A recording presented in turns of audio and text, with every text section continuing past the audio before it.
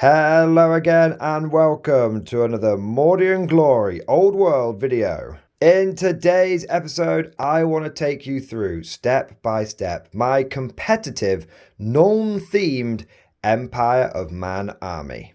That's right, it's time to lean into faith, steel, and most importantly, gunpowder to try and achieve success in the competitive meta. And so, without further ado, let's not mess around any further. Let's summon the elect accounts and charge right into today's episode.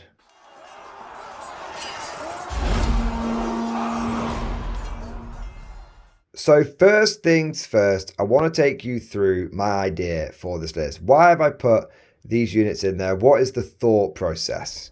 Well, I've seen a lot of chit and dare I say chat around the proverbial internet water cooler about how Empire aren't very good and how especially that you want to stay away from things like state troops and war machines because, well, apparently they're just terrible. But I've been having a lot of success with them, and when I went to my last tournament, which was admittedly a 1250 point tournament, I actually found that my cannon and especially my state troops did very well, and they were really quite important for me being able to do, well, I did very well at that tournament, no spoilers, but it went quite well. I ended up going 2-1.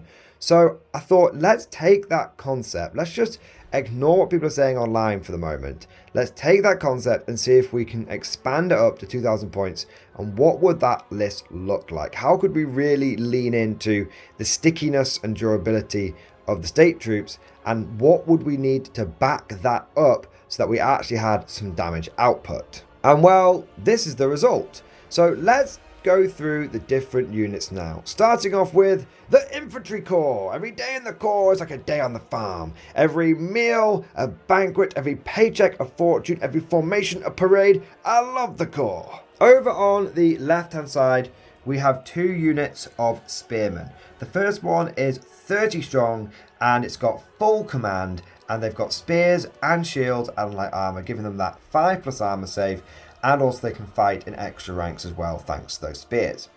I intend to deploy these in a 6x5 formation, giving me lots of extra static combat res, as well as allowing me to actually get some decent volume of attacks. I didn't want to go maybe like 20 strong and go 5x4 because I just didn't think there would be enough depth or volume there. I'm hoping that with this quite deep formation it will make them pretty sticky. I've also got another unit of spearmen which is nearly identical, except for this time it's 28 strong. Same formation, same loadout, same full command.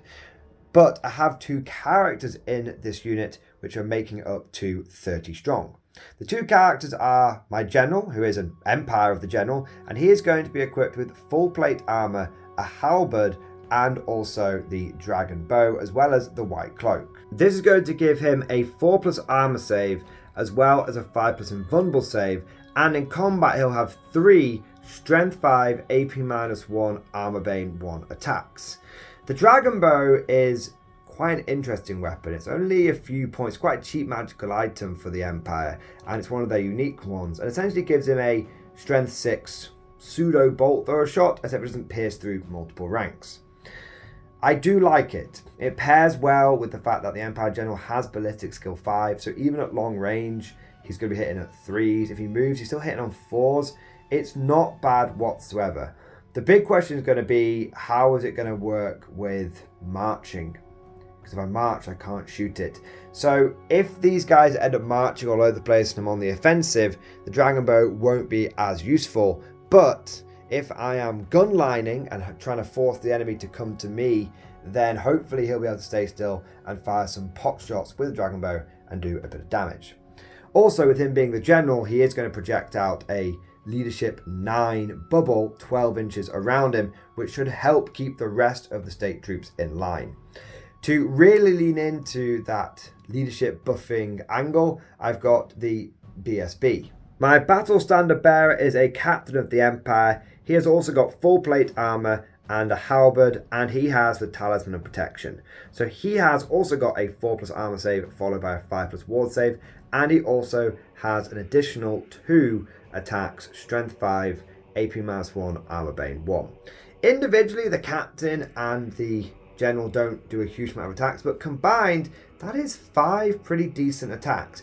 Am I expecting them to have take on a Chaos Lord in combat? No, but there's pretty much nothing in the Empire roster I think that can do that. But if they get into the push and pull of core-on-core combat, having that extra bit of punch might just allow me to tip the fight in my favour. Now, the idea with these 2 spear units is to create a really solid centre, a solid core to my army. These units are going to be right bang in the middle of the battle line. And that's where I anticipate that my opponent is probably also going to put in his big heavy hitting infantry. Hopefully these spearmen, with their leadership and with the reroll from the BSB and with their numbers and their slightly better armor save, which could be enhanced by magic with things like earthen ramparts, giving them a 5+ ward save and counting as defending a low linear obstacle, I think that they should be quite sticky. And what I mean by that is I'm hoping they'll be able to tar pit. They might not do a huge amount of damage, but if they can just fix some of the enemy nasties in place, it might allow the rest of my list to go to work. Speaking of the rest of the army, we've got 2 more units of state troops. I know most people aren't taking a single brick of these guys, and I'm here running 4 of them, but I really do think they have got some potential.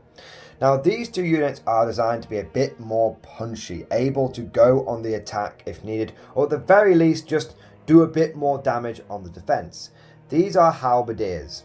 They've just got halberds and light armor and full command. There's nothing else. They're not vets or anything like that. They're just nice and cheap. A lot of people say state troops are expensive and overcosted, but for a unit of 24 halberds with full command, I'm only looking at about 159, maybe 160 points. That's pretty reasonable. And what I found is when you've got other units, other enemy units that start off quite cheap, by the time they've loaded up on all sorts of special gear and magical flags and stuff, that they're actually quite expensive. And when you put these units together, I'm actually running, in total including the characters, 108 infantry. That is a lot of bodies. I feel like this state troop brick, this core of just lots and lots of infantry, has lots of bodies, is going to allow me to really lean into attritional warfare and take advantage of how old world combats go. Very rarely do old world combats result in someone getting smashed and routed. This isn't Warhammer Fantasy, this isn't Warhammer 8th edition fantasy. This is old world, and so what you tend to find is people fall back in good order or they just give ground. And so long-term combats are a thing. And state troops actually do that reasonably well. And I have found that halberds punch well above their weight. Spearmen really just take damage and occasionally poke someone in the eye. Halberds actually kill things. Not a lot of things, but they reliably get a couple of kills each time they fight. That's a couple of extra points of combat res. It's just so nice going up to strength 4, A+1, and that armor bane as well is really tasty. I'm a big fan of halberds. I'm looking to get even more into my collection. It's all well and good having all this infantry though, but I think we can acknowledge that these aren't the main damage dealers of the army. Halberds can do a bit more damage, but really these guys are here for that attritional aspect. But sometimes you want to be able to deliver the big hits, and this is where we come over to the guns. To quote one of my favourite movies of all time, we need guns. Lots of guns. And that is exactly what we have brought. Starting off, we have the classic, the staple, the good all-rounders, the double great cannon. Oh, baby. I have started getting pretty accurate with these things. So I started off at the beginning of the old world. I found that I was really struggling to dial in the cannons well, but now just placing the dice 10 inches from the back of a unit, or sometimes 6 inches from the front if I want it to bounce through multiple things, I have found that works really, really well. And so I've got pretty accurate with my cannons, and over the last over the last tournament and the last couple of battles that I've played outside tournaments, I've started being able to get quite good at chipping a few models out of an elite infantry unit, and often they've only got like sort of 15 or 20 models, so that can be quite nice, taking 10% of a unit out with one cannonball. But more importantly, more worthy of note, I've got quite good at slinging these things into big gribbly monsters. Last time that I used a great cannon, I was able to snipe a mangler squig in one go, and that made a big difference. The cannons are somewhat generalist, although they do lean more towards going after the big monsters. But we're going to need to have some guns that can take on little things. Some guns that can deal volume and help thin out hordes and those battle line units a bit more efficiently. This is where we come over to our Hellblaster volley gun and our mortar. Now, mortars are a bit of a funny one because they're only strength 2, but then they've got really high AP. I suspect that the mortar is going to be doing lots and lots of potential wounds, but it might actually struggle to connect those wounds. I'm very interested to see how it works. Getting a large blast template in a game like the Old World is pretty scary. It's quite phenomenal, and if it does get a direct hit or doesn't scatter very much, it could end up slapping down a lot of wounds. However, I have to admit the mortar is a bit of a wild card. I'm not convinced by it yet. I'm taking it to try it out. What I am convinced by is the Hellblaster volley gun. Oh baby, the Hellblaster. This thing, I love it. I love it. It's possibly my favourite artillery piece it's definitely my favourite Empire artillery piece. I think it might be my favourite artillery piece my favourite war machine in all of the Old World. Firing 3 artillery dice worth of shots and having the ability to manipulate what those results are, or ignore misfires, I should say, with the engineers, which we'll get to in a moment.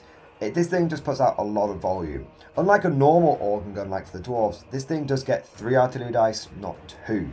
And they are all at strength 5, they're AP -1, armor bane 2.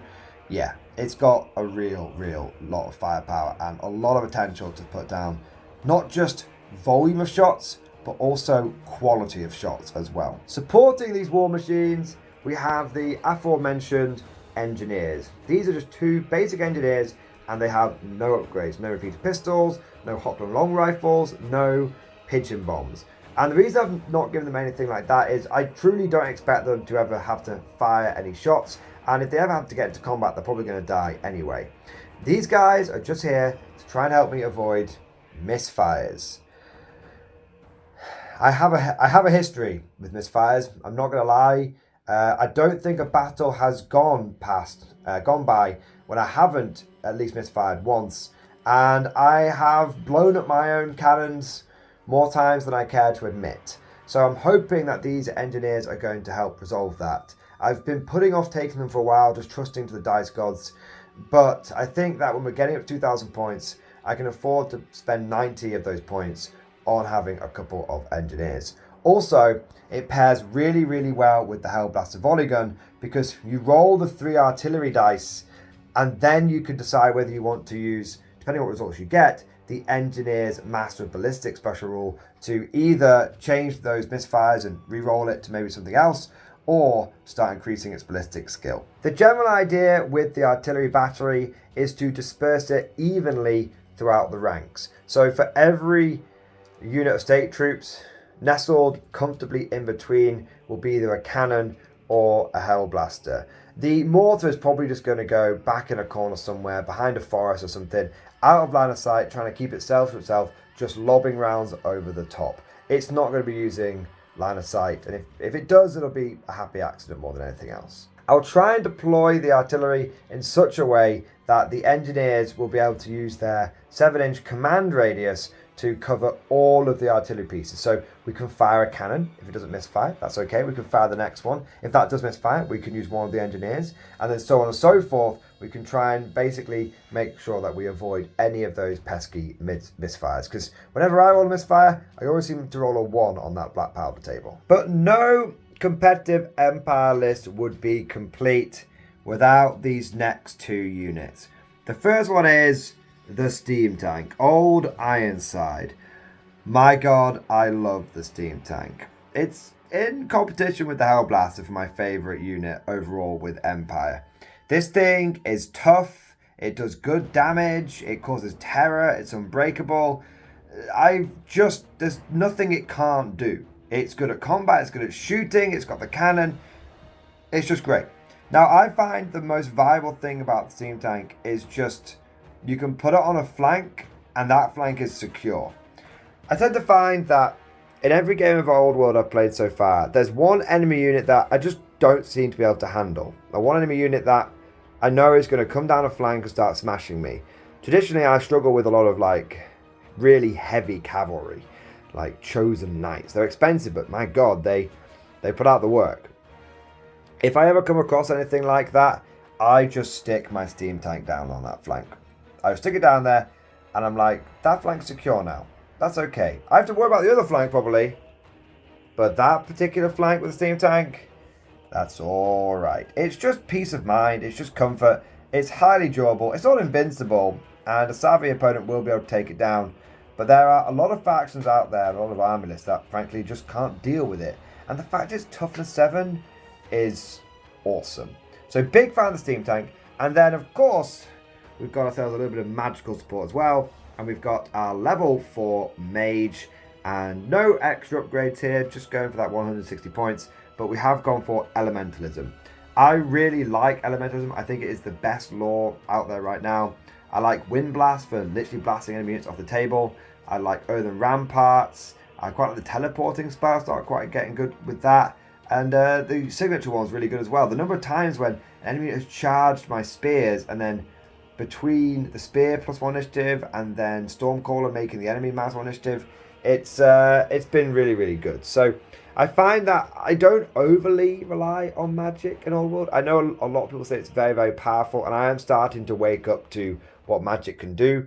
But I find that having the level 4 allows me to get most of the spells off that I want, and I can at least have a very good chance of denying my opponent's spells as well. But that just about covers it, the entire list. The game plan with this army is to have the state troops form that line and have the guns basically blast away.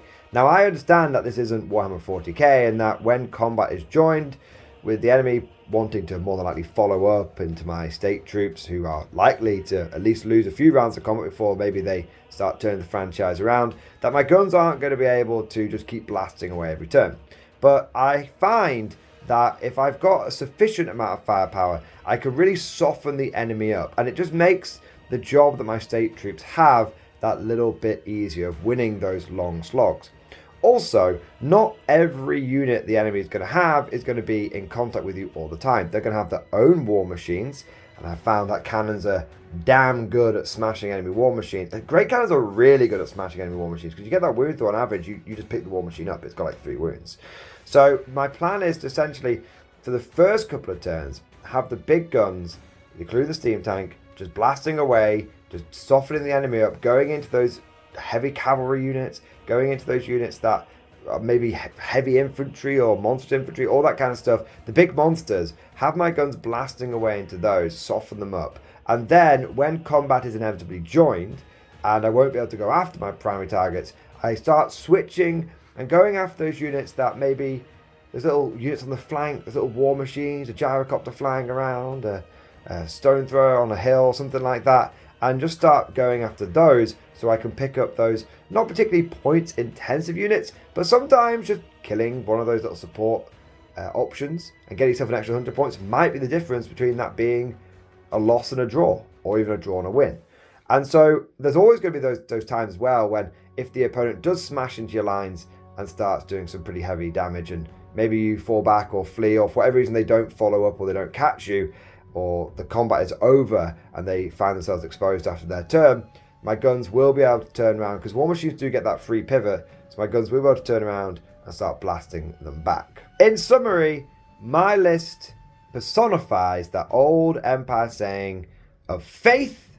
I have faith in my men to hold the line. Steel in the steam tank.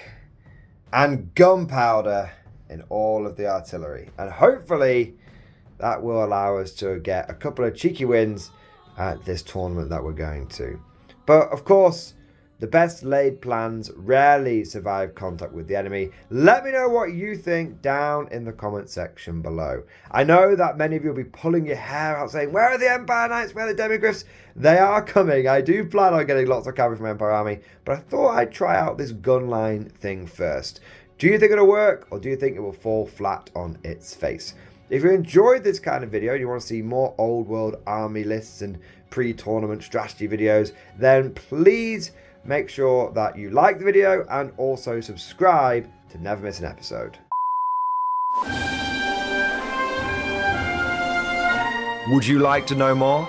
If so, then please consider becoming a channel member or patron. By supporting the channel, not only will you be doing your part, but you'll also be helping me create more content for your viewing pleasure and unlocking a whole host of perks. You get everything from a badge next to your name, custom emojis, but the big one is access to the Mordian Glory Discord server, an online community with almost 2,500 active members. It's always popping off in the MG Discord. We've got channels for army lists, hobbying, tactics, stories, and even a pretty spicy meme section as well.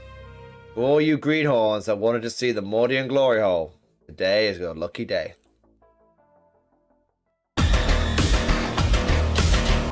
And joking aside, I do want to say a massive thank you to all of the current channel members and patrons. You guys are amazing. Truly the lifeblood of the channel. I could not do Mordian Glory full-time without the incredible and generous support of my members. So thank you guys so much.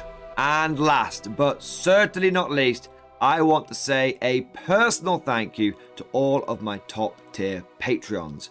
These are the War Masters, the people who have truly gone above and beyond the call of duty.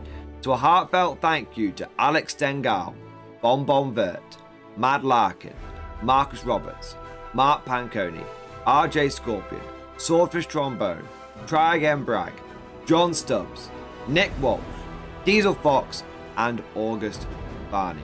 Seriously guys, thank you from the bottom of my heart. Your support is incredible and it makes a huge difference. Thank you so much. That's all for now. Hope you've all enjoyed today's video, and of course, as always, see you guys next time.